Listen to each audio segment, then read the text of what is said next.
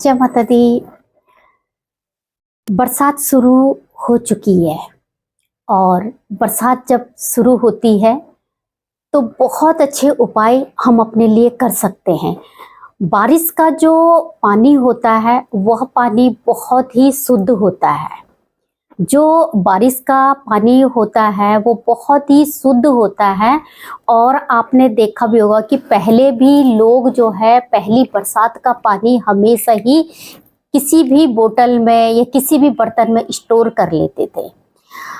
आप लोगों को भी अगर घर के अंदर किसी भी प्रकार की नकारात्मक चीज है तो आप उस जल को स्टोर कर सकते हैं और उस जल को आपको जो रखना है वो कांच की बोतल में रखना है। आपको क्या करना है, जब बरसात हो तो बरसात के समय आपको किसी बर्तन में उस पानी को आप स्टोर कर लीजिए और उसको एक कांच की बोतल में भर के, कांच की बोतल में जब आप भरेंगे तो उस जल को आप जो है घर में अगर कोई सदस्य बीमार है आप उस जल को उस व्यक्ति को पिला सकते हैं। आप अपने घर में उस जल का छिड़काव कर सकते हैं।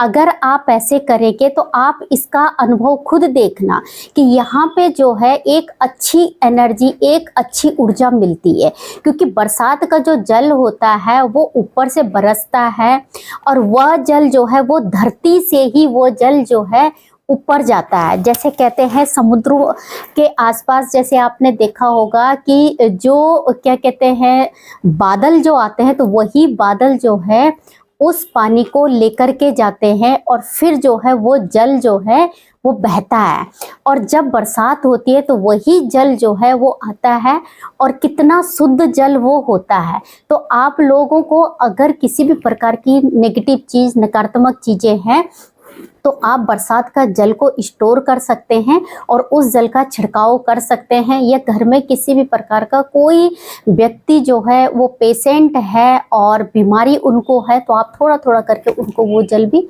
पिला सकते हैं। इसी के साथ में जय माता दी।